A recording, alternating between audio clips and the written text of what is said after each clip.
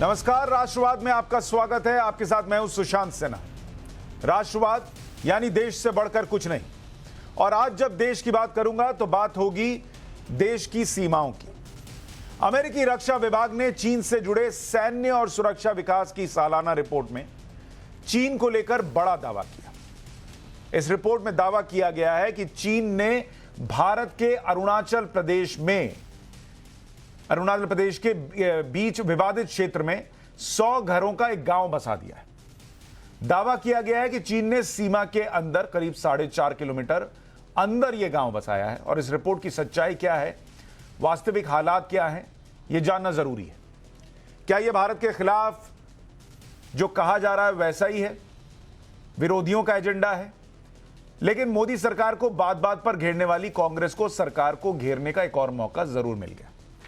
इस रिपोर्ट के बहाने कांग्रेस एक बार फिर मोदी सरकार पर हमला कर रही है। पीएम मोदी से जवाब मांग रही है और कह रही है कि 6 महीने पहले पीएम ने चीन को जो क्लीन चिट दी थी उसे वापस लें और देश से माफी मांगें। पेंटागन की जो एक वार्षिक रिपोर्ट है उसमें दोहराया गया है कि गांव बना दिए गए हैं एलएसी के पास। एक गांव तो ऐसा है जो 4.5 किलोमीटर हमारे क्षेत्र में, हमारी सीमा के भीतर घुसकर अरुणाचल प्रदेश में चीन ने बनाया है। वहां 100-101 घर हैं, कुछ बहुमंजिला इमारतें हैं, जो एक ड्यूअल यूज गांव है, जिसको रिहायशी तो है ही लेकिन साथ ही साथ सैन्य उपयोग में भी लाया जा सकता है। ये बहुत गंभीर चिंता का विषय है। ये पहले भी यह विषय भारतीय जनता पार्टी के अपने सांसद उठा चुके हैं, उनकी बात को गंभीरता से नहीं लिया गया। अब पेंटागन भी वही बात दोहरा रही है। तो हम चाहते हैं प्रधानमंत्री जी इस पे उत्तर दें और जो क्लीन चिट उन्होंने चीन को 17 महीने पहले दी थी वो क्लीन चिट वापस लें, देश से माफी मांगे और देश को दिन बताएं, तारीख बताएं कि इस दिन तक अप्रैल 2020 की यथास्थिति बहाल कर दी जाएगी। कांग्रेस ने सरकार को घेरने की कोशिश की तो सरकार की तरफ से कानून मंत्री किरण रिजिजू ने मोर्चा खोला। ट्विटर पर उन्होंने लिखा कि ये लोग जानबूझकर भारतीय सेना पर विश्वास नहीं करते, लेकिन देश को हतोत्साहित करने की दुर्भावनापूर्ण मकसद से हमारी सरकार की विश्वसनीयता और हमारी सेना की ताकत पर सवाल उठाने के लिए एक भ्रामक शीर्षक बनाने के लिए एक विदेशी कहानी का हवाला दिया। इतना ही नहीं, किरण रिजिजू ने पूर्व रक्षा मंत्री ए.के. एंटनी का लोकसभा में दिया भाषण ट्वीट किया और कांग्रेस से सवाल पूछा। वो सवाल क्या पूछा वो आपको बताऊं उससे पहले आपको सुनाता हूं 6 सितंबर 2013 को तब के रक्षा मंत्री ए.के. एंटनी ने कहा क्या था संसद में। Independent India, many years as a policy on border, best defense is not to develop the border. Undeveloped border is more safe than developed border. So many years there was no construction of roads, airfields, nothing in the border areas. By that time, China continued to develop their infrastructure in the border areas. So as a result, now they have gone ahead of us. Compared to us, infrastructure-wise, capability-wise, in the border areas, they are ahead. Admit that. असल में क्या है कि वो पहले जो राहुल गांधी ने करारनामे पर हस्ताक्षर किए थे उसकी बात करें, उसके लिए देश से माफ़ी मांगें कि जो करारनामा कांग्रेस पार्टी ने कम्युनिस्ट पार्टी ऑफ चाइना के साथ कर रखा है और उसके एवज में कोई 90 लाख रुपया राजीव गांधी फाउंडेशन में आए भी थे, तो उसका ब्यौरा दें। वो करारनामा क्या, ये बार बार चाइना के पक्ष में जाकर खड़े हो जाते हैं। बीजेपी कांग्रेस अपनी अपनी बातें कह रहे हैं। अमेरिकी रिपोर्ट का हवाला देकर कांग्रेस पार्टी सरकार पर हमलावर है। लेकिन हम इस मुद्दे पर चर्चा करें उससे पहले उसी इलाके में तैनात एडिशनल डिप्टी कमिश्नर डीजे बोरा का बयान भी जानना जरूरी है, जिनका कहना है कि लंबे वक्त से चीनी सेना का स्थायी सैन्य कैंप बना हुआ है। 2020 में सर्वेक्षण किया, नागरिक बसाव कोसों दूर था। इस क्षेत्र में चीनी सेना यानी पीएलए का कब्जा है। वहां काफी सारे बड़े घर हैं जो सैन्य उद्देश्यों के लिए बने। चीनी सेना ने 1962 में इस इलाके में कब्जा किया था। तब यहां उनके छोटे छोटे पोस्ट थे। जहां चीन की सेना का कब्जा, वहां 1962 में भारत की आखिरी चौकी हुआ करती थी। उस समय पोस्ट को माजा कैंप कहा जाता था। इतना ही नहीं, बार बार सरकार और हमारी सेना साफ कर चुकी है कि सीमा के साथ हम कोई समझौता नहीं करेंगे और अगर दुश्मन ने आंख उठाई तो हमारी सेना हर हमले का जवाब देने के लिए तैयार है। अब सवाल है कि कांग्रेस भारत सरकार या इस इलाके के अफसर के दावे को मानेगी या फिर अमेरिकी रिपोर्ट को सच मानेगी। ऐसे में सवाल यह भी है कि क्या चीन ने सचमुच अरुणाचल में गांव बसा लिया है? अमेरिकी रिपोर्ट प्रोपेगेंडा या किसी का एजेंडा? मोदी चीन से लड़ रहे हैं, विपक्ष किसके साथ लड़ रहा है? अरुणाचल सीमा का सच आखिर क्या है? आज इसे समझने की कोशिश करेंगे राष्ट्रवाद में, और इसमें हमारी मदद करेंगे हमारे साथ DJ Bora, additional deputy commissioner जुड़ रहे हैं। आपका बहुत स्वागत है। Sushant Sareen, strategic affairs expert जुड़ रहे हैं। कर्नल डिनी हमारे साथ जुड़ रहे हैं। Major general Vishambar Dayal retired हमारे साथ जुड़ रहे हैं, और major general SP Sinha retired हमारे साथ जुड़ रहे हैं। आप सभी का बहुत बहुत स्वागत। और हमने आज किसी पॉलिटिकल गेस्ट को नहीं बुलाया है क्योंकि हम नहीं चाहते थे कि इतना गंभीर मसला जो है वो तुमने क्या किया और हमने क्या किया और तुमने और हमने में हमारे में सिमट कर रह जाए। तो जो फैक्चुअल स्थिति है उस पर बात हो, इसलिए मैंने आप सभी लोगों को इन्वाइट किया। पहले डीजे बोरा साहब जो हमारे साथ जुड़ रहे हैं, एडिशनल डिप्टी कमिश्नर हैं, वहां पर अरुणाचल में क्या स्थिति है उसके बारे में बता सकेंगे। बोरा साहब, अगर आप बताएं, ये जो क्लेम है कि चीन ने भारत की सीमा के अंदर गांव बसा लिया है, आपने वहां सर्वे किया है, क्या एक्चुअल स्थिति है वहां पर? नमस्ते। सबसे पहले हमें जानना चाहिए कि क्लेम किसने किया है। वो अमेरिकन एजेंसी ने, अमेरिका में ये न्यूज़ निकला है। तो अभी बात है कि मेरा घर का सीमा, मेरा एरिया कहाँ तक है मुझे पता है, आपको तो पता नहीं है, दूसरों को पता नहीं है। तो अमेरिका का क्या इंटरेस्ट है इसमें बोलने के लिए? तो उसी से मालूम होता है कि ये सही नहीं है। हमारा देश का डिफेंस एजेंसी है, उसने जो कहा है वही सही है। हमारा देश का जो अधिकारी है, जो सरकार है, वो इसको क्लियर कर दिया कि हमारा देश में कहीं घुसपैठ नहीं हुआ है और ये बिल्कुल सही नहीं है ये न्यूज़। तो लेकिन सर, जिस इलाके का जिक्र हो रहा है, आपने चूंकि सर्वे किया, अगर वो इलाका आप समझा पाए कि वो अभी या पहले किसके पास था, किसके पास है, किसका क्या क्लेम है, और आपने जब सर्वे किया तो क्या देखा वहां पर? इसमें लास्ट ईयर हम लोग एक ग्रुप ऑफ ऑफिसर्स गया था उस जगह में, तक्षिन बोलते हैं। तो उस समय तो ऐसा कुछ हमें सुना ही नहीं दिया, लेकिन बाद में जो न्यूज़ आया 101 घर वहाँ में बनाया बोल के, तो ये काफ़ी हमारा जो लाइन ऑफ कंट्रोल है उसका बहुत बाहर में है। हमारा वहाँ में सिक्योरिटी फोर्सेस है, बहुत स्ट्रांग है आर्मी, वहाँ में हमेशा पेट्रोलिंग करता है। तो वहाँ अंदर में आने का कोई सवाल ही नहीं है इसमें। तो ये हमारा इलाका का अंदर में अभी नहीं है फिलहाल, आज का डेट में ये हमारा एरिया में नहीं पड़ता है। वो हो सकता है वो विवादित इलाका हो सकता है, लेकिन हमारा एरिया में घुस के फिलहाल नहीं आया है। तो आप ये कह रहे हैं कि वो विवादित इलाके में हो सकता है, लेकिन जहां पे अभी हमारी फौज है, जो हमारा अभी जहां पर हमारी फौज खड़ी है, जहां तक वहां उसके अंदर नहीं है, विवादित एरिया में भले हो सकता है जो चीन के पास है। हाँ, वही हो सकता है। और तो यहाँ हमारा इधर घुसने के लिए कोई सवाल ही नहीं है। हमारा आर्मी इतना स्ट्रांग है, वहाँ हमेशा 24 घंटा पढ़ाया देते रहता है। हमारा एडमिनिस्ट्रेटिव सेटअप भी है वहाँ में। और वो जो कंस्ट्रक्शन आपने देखा, वो कोई गांव जैसा था, मिलिट्री एस्टेब्लिशमेंट था, क्या था वो? ना, वो तो आँख से दिखाई, बहुत दूर से थोड़ा थोड़ा कुछ कुछ दिखाई देता है, क्योंकि वहाँ हम लोग जाने नहीं सकता है। वो एक्चुअल लाइन ऑफ कंट्रोल जहाँ तक हमारा फौजी जाता है उससे भी काफ़ी दूर है। उसको ऐसा खाली आँख से देखना आसान नहीं है, काफ़ी जंगल है। और वो तो मैकमोहन लाइन है, इमेजिनरी एक लाइन है। कोई वहाँ में जो हमारा नीचे में प्लेन एरिया में जैसा बॉर्डर पिलर्स है वैसा तो नहीं है वहाँ में। तो ऐसा कोई भी दावा नहीं कर सकता है कि वो हमारा जगह में आया, लेकिन हम लोग का जो फौजी जहां जहां पेट्रोलिंग करता है उस एरिया में कभी घुसने नहीं सका। तो आप पूरे दावे के साथ कह रहे हैं कि जहां तक हमारी फौज है वहां कोई भी चीन का कंस्ट्रक्शन नहीं हुआ है? ना ना, ये गलत है। वो फौजी हमारा आर्मी का तरफ से भी यही बात किया है, वो तो बिल्कुल गलत बात है। बोरा साहब, हमारे साथ और मेहमान भी हैं। मैं चूंकि फौज का उनका अनुभव है तो उनसे भी ज़रा बात करूंगा। कर्नल डिनी, आप उस इलाके में रहे भी हैं ड्यूटी पर और आप उस इलाके को समझते भी हैं। जो बोरा साहब हैं वो कह रहे हैं कि सवाल ही नहीं पैदा होता कि जहां पर हमारी फौज है वहां अंदर आकर कोई ऐसे गांव बसा ले। फिर ये पूरा मसला कैसे खड़ा हुआ, अगर इलाके को आप समझा सके, और ये क्या कहानी है, ये सच्चाई क्या है?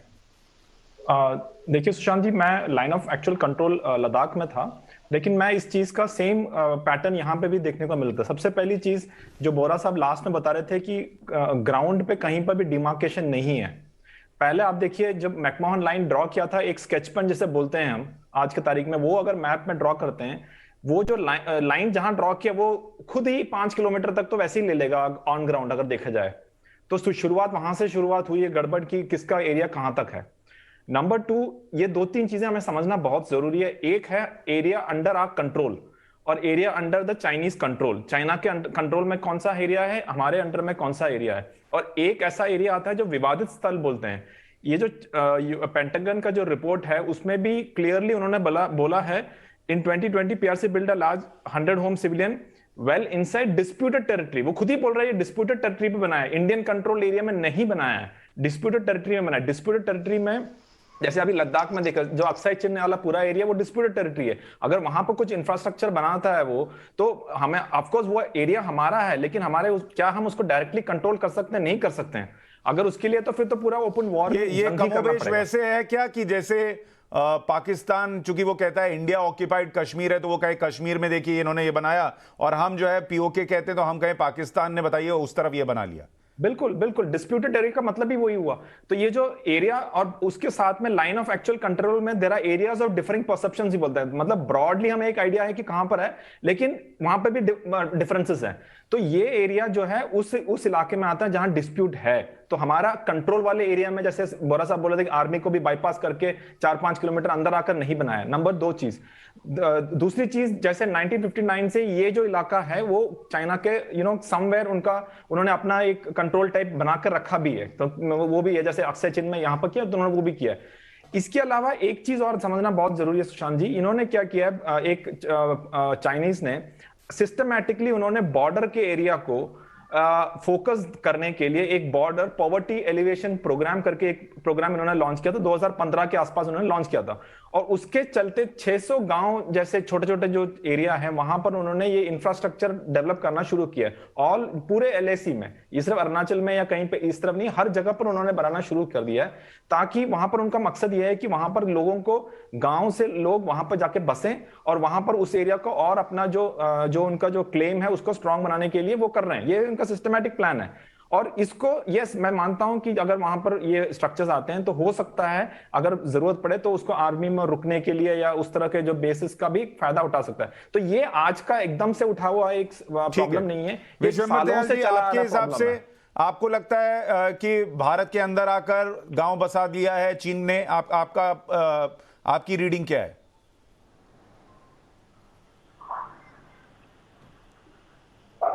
सुशांत जी मेरे से पूछा आपने? नहीं, विश्वंबर दयाल जी से।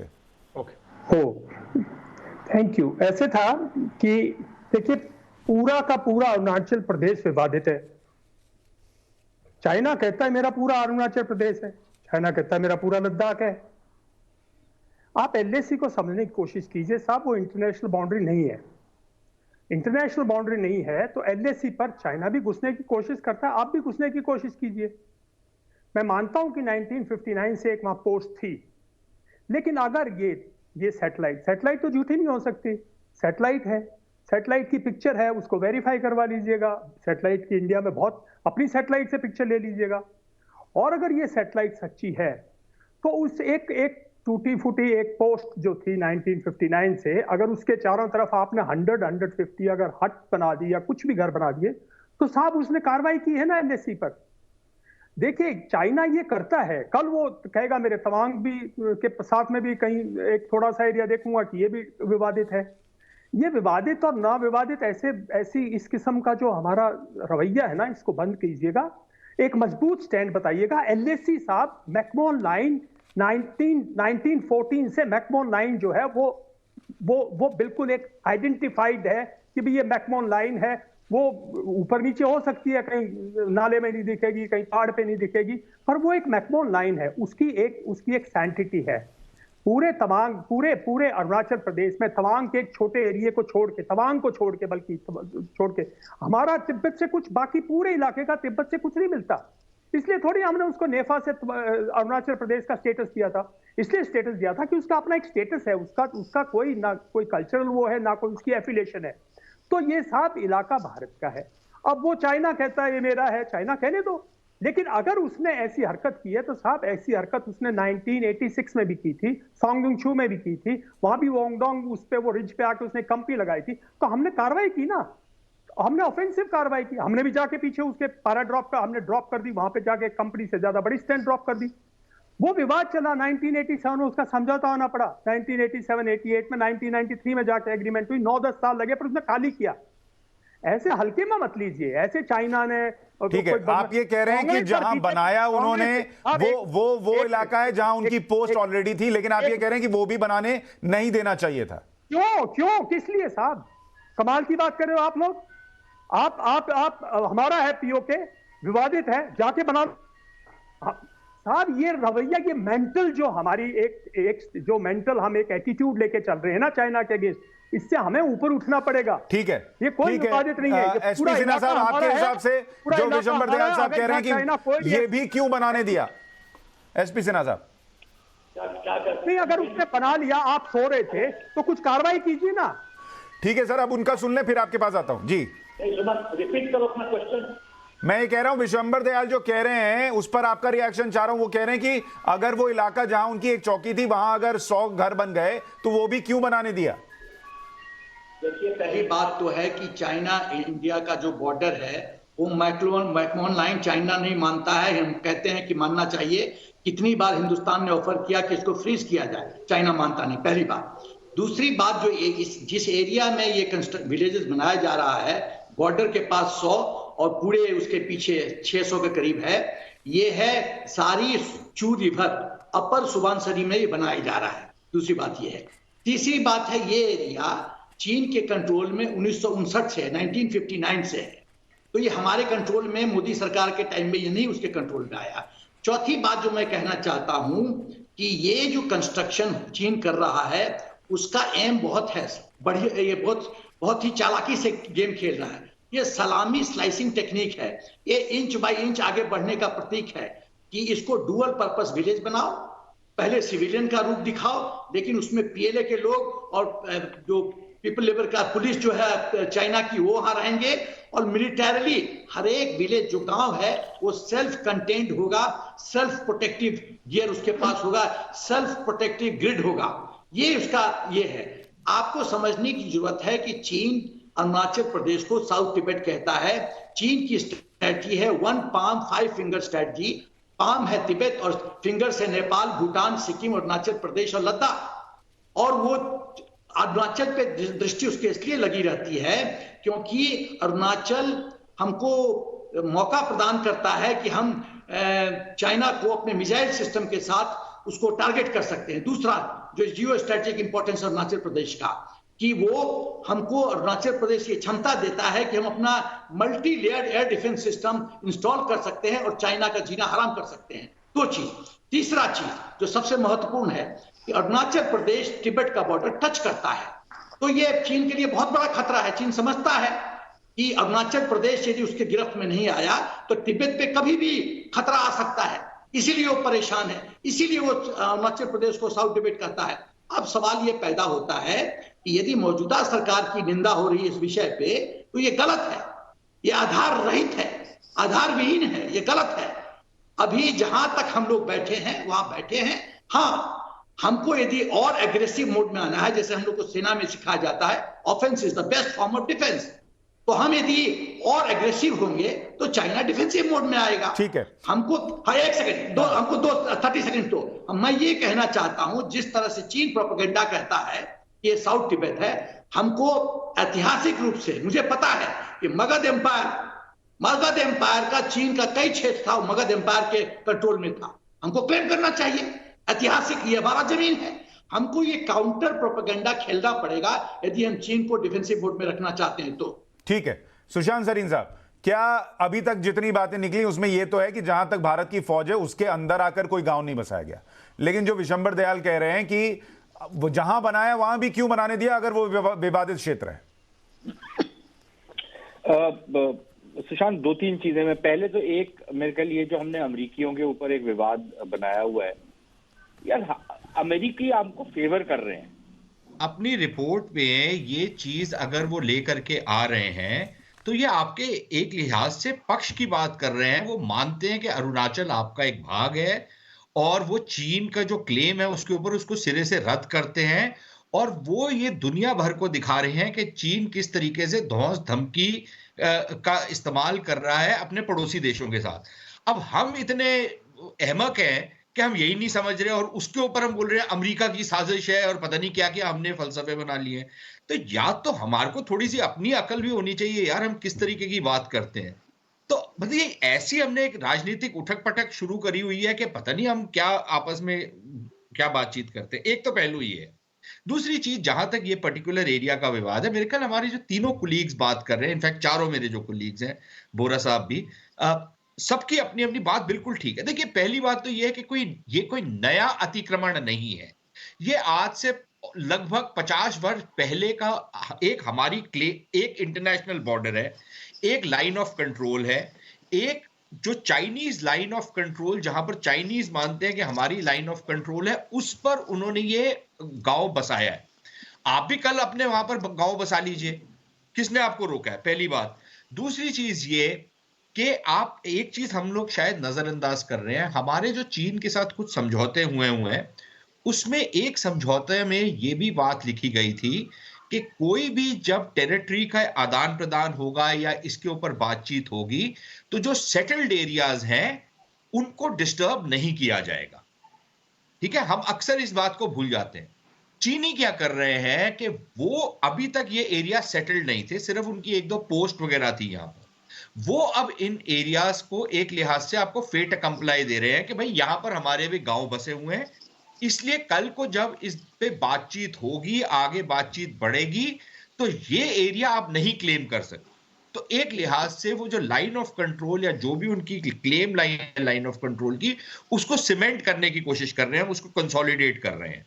मेरे ख्याल ये एक पहलू हम अक्सर इसको नजरअंदाज कर देते हैं जब हम ये बात करते हैं कि चीन ने जो वहां पर इंफ्रास्ट्रक्चर डेवलपमेंट की या जो सेटलमेंट्स की उनकी पॉलिसी है, मेरे ख्याल इसको भी हम मद्देनजर रखें। अब वो दोनों तरीके से हो सकता है। एक, जैसे कि मेरे सहयोगियों ने आशंका जताई कि वो वहां पर लोगों को सेटल करके फिर वहां से कोई आगे बढ़ने की, जैसे जनरल साहब कह रहे हैं कि सलामी स्लाइसिंग की अप्रोच अडॉप्ट कर सकते हैं। दूसरा ये है कि वो एक मामले को वहां पर सील भी कर सकते हैं। I don't know how this will proceed, आगे ये कैसे बढ़ेगी बात मैं नहीं कह सकता, लेकिन थोड़ा सा हमारे को आत्मविश्वास अपने आप ऊपर भी दिखाना चाहिए। लेकिन मैं ये जरूर कहूंगा कि ये मान लेना, और यहां पर मेरे 3 सहयोगी बैठे हैं जो फौज में थे, लेकिन मेरे ख्याल हमको ये नहीं करना चाहिए कि भाई जो फौज बोलती है वो बिल्कुल ठीक है। फौज की भी जवाबदेही, जैसे सरकार की जवाबदेही होती है, फौज की भी होनी चाहिए। क्यों नहीं होनी चाहिए भाई? बिल्कुल।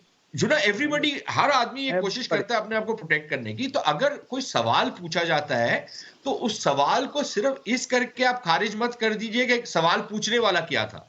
आप ये देखिए सवाल क्या था और सवाल का जवाब दीजिए, उसमें कोई किसी को आपत्ति नहीं होनी चाहिए। और अगर फौज से कुछ सवाल सही है, क्या गलत है वो निकल कर तो आना चाहिए। बोरा साहब ये बताइए कि अगर चीन ने, जहां पर चीन का क्लेम है, हमारे फौजी वहां हैं जहां अभी वो मौजूद हैं, क्या हमने अपनी तरफ कुछ ऐसा कंस्ट्रक्शन किया है, कुछ बदलाव किया है पहले के हिसाब से आज की तारीख में बात करें?